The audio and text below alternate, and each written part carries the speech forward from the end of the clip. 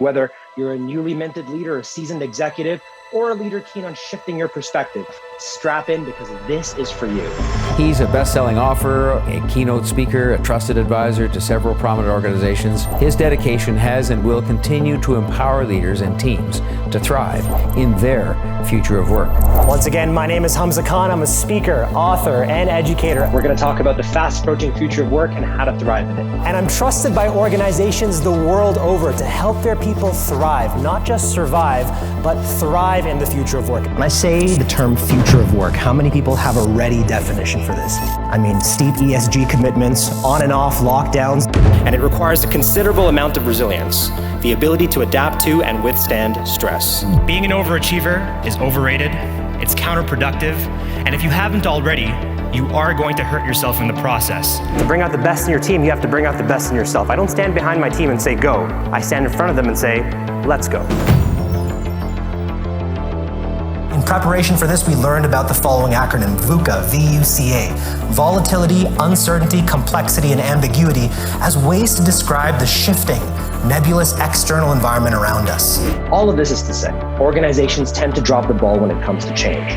For me, the hardest thing about being a leader is accepting that title in the first place. I've always seen myself as, in the muck with the troops, sleeves rolled up. You spend all your time in your phone, your email inbox, and your text messages. When problems are presenting themselves, you're solving them in the moment versus planning for the future. So what I would advise anybody who's going through burnout, the first thing they should do is to reconnect with their why. Why are they in this job? What are they trying to accomplish in this relationship? To discover what you love, ask yourself the following. Is what you're doing something you're genuinely passionate about? Could you enthusiastically talk about your industry or profession for hours on end? And if you weren't concerned about money, would you still do what you're doing? I needed to stay focused on the outcomes versus the outputs. And once you're able to understand that the outcomes, you have your entire life to get them done, you work differently. And I think if you keep on going down that path and you don't have the adequate support systems and you don't have good rituals and habits and practices, the scale of the world can feel very overwhelming. If your calendar is filled with things that are draining your energy, if you're overwhelmed, if you're not having sufficient time to recover, that's usually an indication that not only are you on the path to burnout, but you've probably already burned out and you're further along the burnout cycle than you think. If a budget is a reflection of your priorities, and if a calendar is a budget of your time, which is your most precious resource, why are you letting people take from that so willingly? If you don't take time for your wellness, you will be forced to take time for your illness. So by a show of hands, how many of you in this room are experiencing any modicum of stress with regards to the future of work? And how many of you are afraid to put your hands up because you're sitting beside your boss? All of my years of research, consulting, training, leading organizations has led me to this conclusion. An organization that doesn't put people first is an organization that is doomed to fail. You should run through failure before it happens so that when it does happen, you'll instinctively know what to do. I believe that if you're not learning, you're stagnating, and so I'm always on my team's case to develop personally, professionally, and academically.